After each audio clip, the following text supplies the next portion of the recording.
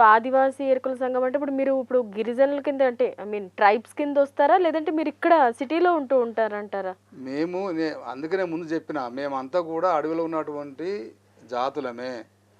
అప్పుడున్నటువంటి ఆంగ్లేయులు ఈ ఈ అడవి ప్రాంతంలో ఉన్నటువంటి ముడిసరుకుల కోసం వాళ్ళు యుద్ధం చేసినప్పుడు అప్పుడున్నటువంటి మా ఆడపడుచులు కానీ మమ్మల్ని కానీ కొట్టి చంపి భయభ్రాంతి చేసిన సందర్భంలో మేము బయటకు వచ్చినాము.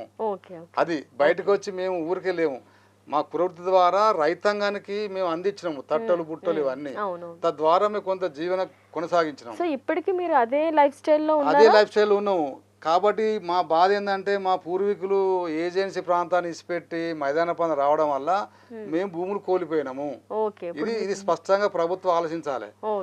ఇప్పుడు ఏజెన్సీ ప్రాంతం ఉన్నటువంటి ఇప్పుడు లంబాడ కానీ, కోయ కానీ, గోండు కానీ, మన్నెవారు కానీ, పరదాని కానీ, నాయకపోడు కానీ, కొండరెడ్డి కానీ, కొండకాపు కానీ, తోటి కానీ, ఇట్లా చెంచు కానీ వీళ్ళందరూ కూడా పోడు భూములు ఉన్నాయి.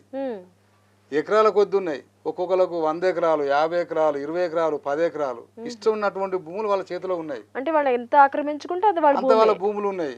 ఆ భూముల వల్ల మొన్న గత కేసీఆర్ ప్రభుత్వం కూడా వాళ్ళకు పట్టాలు కూడా ఇచ్చినటువంటి సందర్భాలు ఉన్నాయి. దాని ద్వారా వాళ్ళకు రైతు బంధు వస్తుంది, రైతు బీమా వస్తుంది, ల్యాండ్ వాళ్ళ పేరు మీద ఉంటే కోఆపరేటివ్ సొసైటీ బ్యాంకులో వాళ్ళ మెంబర్షిప్ వస్తుంది, ప్రభుత్వం ఇచ్చేటువంటి రైతు రుణాలు వాళ్ళకు అందుతున్నాయి, వాళ్ళకు మళ్ళీ మాఫీ అవుతున్నాయి. కానీ ఒక్క గుంట భూమి లేనటువంటి జాతి ఉందంటే ట్రైబల్ ఎరకల కులమే ఎరకల జాతి అని చెప్పి నేను అడుగుతున్నా, ప్రభుత్వానికి గుర్తు చేస్తున్నా నేను. ఒకసారి ఆలోచించండి, ప్రభుత్వం కూడా భూమి లేని నిరుపేదలు ఉన్నారంటే ఈ మైదాన ప్రాంతంలో ఏజెన్సీ ప్రాంతం ఉన్నటువంటి ఎరకల వాళ్ళు తప్ప మిగతా ట్రైబల్ కాదు. ప్రతి ఒక్క ట్రైబల్కి కాస్త కూర్చో 2 ఎకరాలు, 3 ఎకరాలు, 5 ఎకరాల భూమి ఉన్నది. కాబట్టి ఎటువంటి భూమి అటువంటి మా జాతికి మేము రాజ్యాంగ పరంగా మాకున్నటువంటి ఏదైతే వాటా ఉందో ఆ వాటా ప్రకారంగా మా జనాభా ప్రాతిపదిక మీద మా వాటా మాకు కావాలని చెప్పి మేము కోరుతున్న ప్రభుత్వాన్ని.